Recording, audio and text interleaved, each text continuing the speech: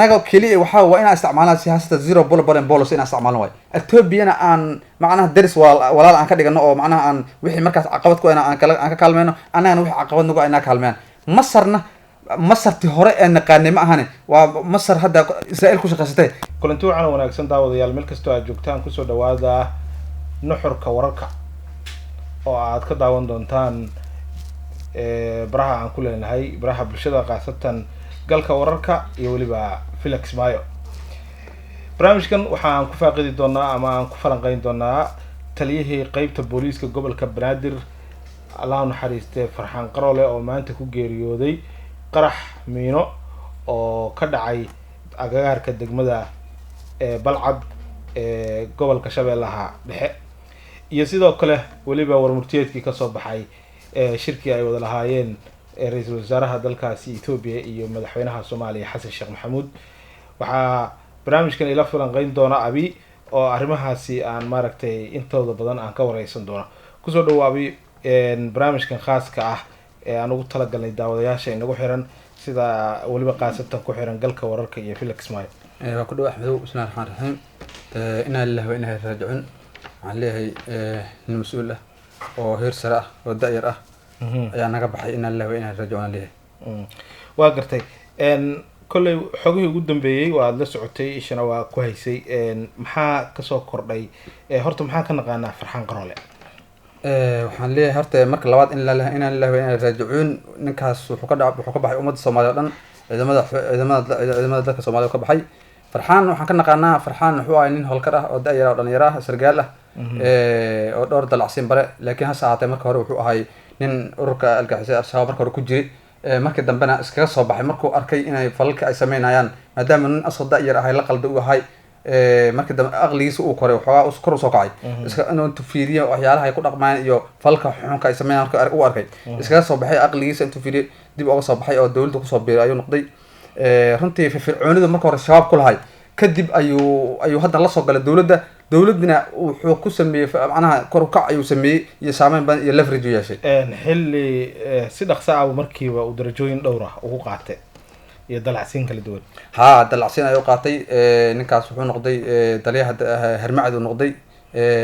waa una ciidanka Harmacad la dhisay inuu ciidan awood badan ahay oo aad iyo aad saameyn u ahay hore xilligii dawladdii madaxweyne Cabdullaahi Farmaajo. kadib waa kii waxaa loo dalacsiyay gudoomiyaha taliyaha gobolka Banaadir hadda wuxuu ahay taliyaha gobolka Banaadir u ahay Allah u naxariisto. Farxaan wuxuu ahay nin howlkar ah dhalinyaro ah runtii dhalinyarada hadda xilalka rabto ama inay kor u socoto rabto inay Farxaan ku da'ato laga rabo waayo nin wuxuu ahay amar qaadasho sargaalna waxaa la rabaa amarkii la siiyo ninka ka sareeya amarku siiyo inuu fuliyo la rabaa ma ahan siyaasiyiintii wixii sheeg jireen iyo propaganda ay sheeg jireen waxba kama jiro. askari waa amar qaata amarku la siiyana waa inuu qaataa ama ha qaldanaado ama ha saxnaado askari waa amar qaata waay. Farxaan waxaan ku naqaanaa nin howlkar ah in lagu da'dan waajib tahay. maxaan ku xasuusan doonaa Farxaan waxaan ku xasuusan doonaa in uu ahay mid ka mid ah ragga saraakiisha ugu firfircoon ee ciidanka Soomaaliya maanta joogo. Farxaan wuxuu ahay nin howlkar ah cajaa'ib leh runtii asoo kalena in la helo ay adag tahay. aniga ninkaas aqoon gooni ah oo macnaha shakhsiyan aan soo ma jiro laakiin markaan arkay leverage iyo saameynta uu ku leeyahay ciidamada iyo kobcinta ciidanka uu sameynayo Farxaan runtii nin ku daasho badan ay mudan yahay. dhalinyarada waxaa leeyahay waa Farxaan ninkii hadda rabo inuu sargaal ciidan noqdo inuu Farxaan oo kale noqdo oo macnaha uu halka ka qaata khibrad kiraasa. waa mahadsan tahay. waxaa sidoo kale xusid mudan in markii madaxweynihii hore ee Soomaaliya Maxamed Cabdullaahi Farmaajo maalmihii xilka ka sii degay inuu dalacsiyay oo uu siiyay darajada generaal sidaana uu ku ahaa generaal ka tirsan ciidamada booliiska Soomaaliya. sidoo kalena waxaan ku xasuusanaa in madaxweynaha hadda jooga markii uu ahaa mucaaradka taliya Saadiq John uu maaragtay uu ka baxay uu ka hor yimid isku daygii muddo kororsiga inay waxyaabaha halhays ah oo maaragtay ku baxay Farxaanow dhiiqa lagu gelinayaa dhiiqada maaragtay lugaha kala bax iyadana maaragtay aan ku xasuusan doonaa waa isleeyahay runtii nin degan oo dhalinyaro ah oo aad u qiimo badan buu ahaa. inta haddii aan kaga gudubno marka Farxaan maxaan ku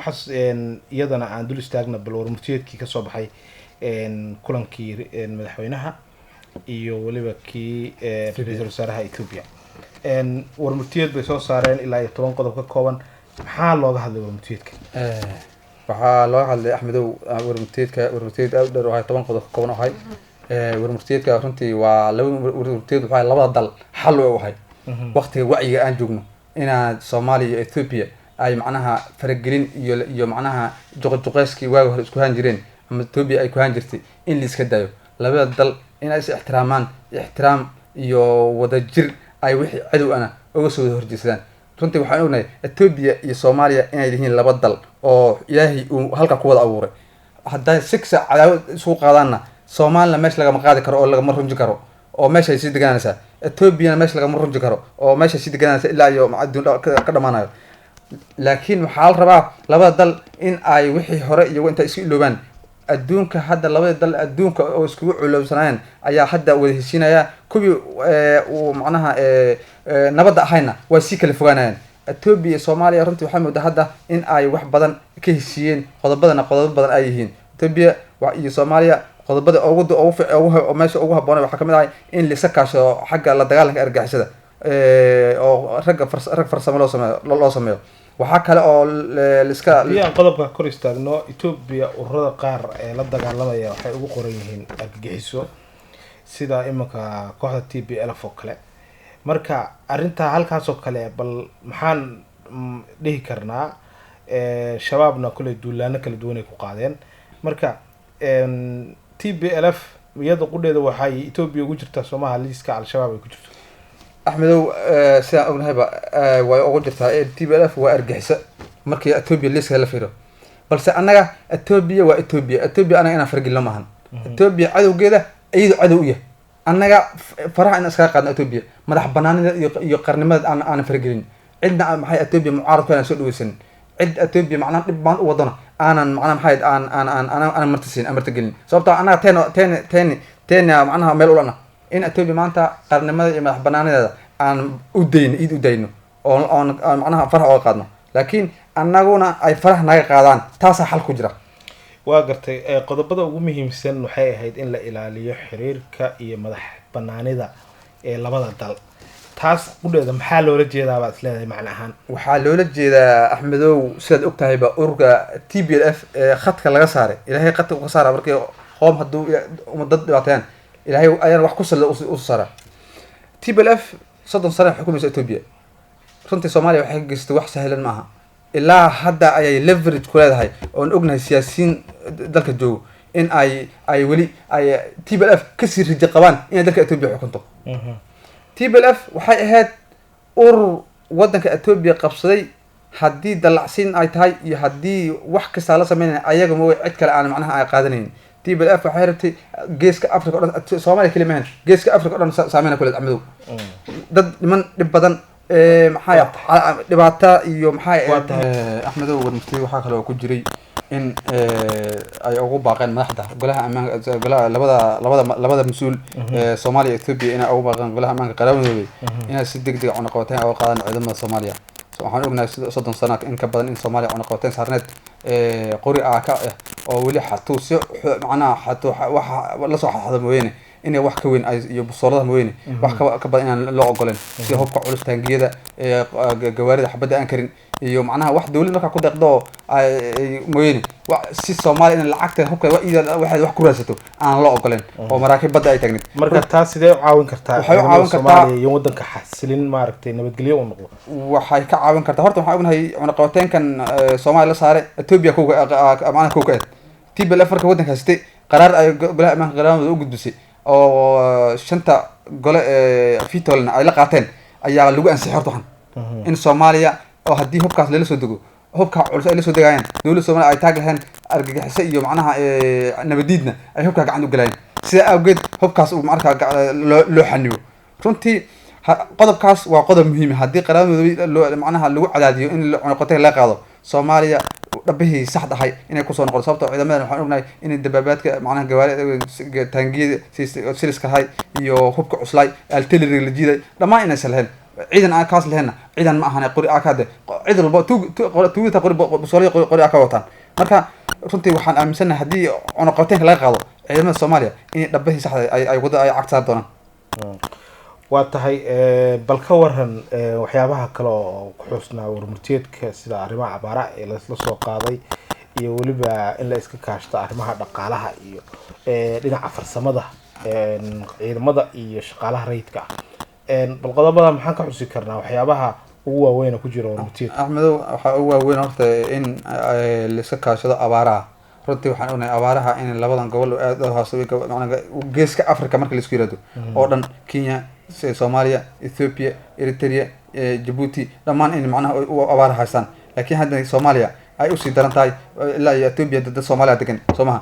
marka abaarahaas la iska kaashanayo waxay keenaysaa in macnaha qayl dhaanta ay farbadato oo labada dalba ay macnaha adduunka u qaylisaan oo Soomaaliya kaliya qayleeda la xoojiyo oo Ethiopia nafteeda iskama imaan Ethiopia inay macnaha Soomaaliya ay ku raacdo qodobada weyn inay ku raacdo iskama imaan Ethiopia nafteeda waa shidan tahay dhinaca ka shidan tahay marka laakiin abi waxa la isweydiinaya waxyaabaha la rabay inay ka soo baxaan warmurtiyeedka ama dadku ay filayeen inay ka muuqato waxa kamid ahaa arrinta biixireenka webiga Niil oo u dhaxeeya Masar iyo Ethiopia arrintaas waxaad moodaa in maaragtay warmurtiyeedka aan lagu soo saarin oo laga gaabsaday maxay kula tahay waad leedahay Ethiopia ay warwar badan ka qabtay Masar qudheeda ay warwar badan ka qabto maxaa looga aamusay waad leedahay arrintaas axmedow xaqiiqatan dadka siday ka aamineen xasan safarkii Masar uu ku aaday ma ahayn xasan Masar ma ku aadan Ethiopia biixireenkeeda in macnaha uu afaaraha la galo waxba kama jirin waxaan ognahay carabta markay iskhilaafaysay oo qadar la go'doominay in macnaha dawladaha Carbeed ay u midoobeen Masar Soomaalina macnaha lagu soo daray leeyahay macnaha nala culaqatay Soomaaliya qaatay markay heshiinayeen Soomaaliya ma u yeerin haddana haddii Ethiopia Masar rabaan inay heshiiyaan Soomaaliya uma yeeraan Soomaaliya halka iyo horta boos uga banaano boos halka iyada uga banaano annaga kaliya waxa waa inaan isticmaalnaa siyaasadda zero bullet policy inaan isticmaalno way Ethiopia aan macnaha daris walaal aan ka dhigano oo macnaha aan wixii markaas caqabad ku aan ka kaalmeeno annagana wixii caqabad nagu ayna kaalmeen Masarti hore ee naqaanay ma ahane waa Masar hadda Israa'iil ku shaqaysatay in aan iyadana aan waxba cadawtano mujin walaaltinimada iyo wixii aan u hayno laakiin Masar aan Ethiopia darteed u tuurina ama Ethiopia ayaan Masar darteed u tuurina arrintaas waa arrin qalad ah afaarahaasna inaan galno ma aha biixirana kama hadli karno baddaasna boos nooga banaan ma aha runtii marka waxaad leedahay annaga waxaan u baahanahay inaan dawladdeenu ay mar walba aysan noqonin siyaasadaha caalamka aysan ku milmine danta iyo interestiga Soomaaliya ay fiiriso yes national interest ina fiiriso dawladdeena sida waxa mediator inay wax kasta ka noqoto adduunka loolana ka socda Axmed sida ogtahay loolan isbahaysiya ka socda wali jiidanaya haddaadan macnaha leadership macnaha capacity le oo macnaha aad u aqli badan oo macnaha meel badan wax aan las garan kara hadduu Soomaaliya hogaaminayeen waan ku dhaxlumayna markaad ku dhaxludana waxaad noqonaysaa ugu dambeyn daqsigii caanaha u mariyay sunta la qasay sun cad inta la qasay caana u mariyay sunta ku dhacay aan noqonayna ugu dambeyn marka waa in hogaankeena uu waxyaalo badan markuu meel aaday waxyaalo badan uu fiiriya uuna iska noqonin nin intuu iska dhaqaaqo kaliis meel iska aado waa tahay intaas ayaa kusoo gabagabeynaynaa barnaamijkii nuxurka wararka ee kala socoteen galka wararka iyo weliba Felix Maayo waxaa halkeedii kala socodsiinaya anigoo Axmed Cabdi Maxamed iyo saaxiibka Cabdiraxmaan Cabdullaahi oo ku magac dheer Abi inta aan ku kulmayno barnaamijkan lamid ah dhamaanteen waxaan ka tagaynaa sidaas iyo nabadgelyo. Assalaamu calaykum waraxmatullaahi wabarakaatu.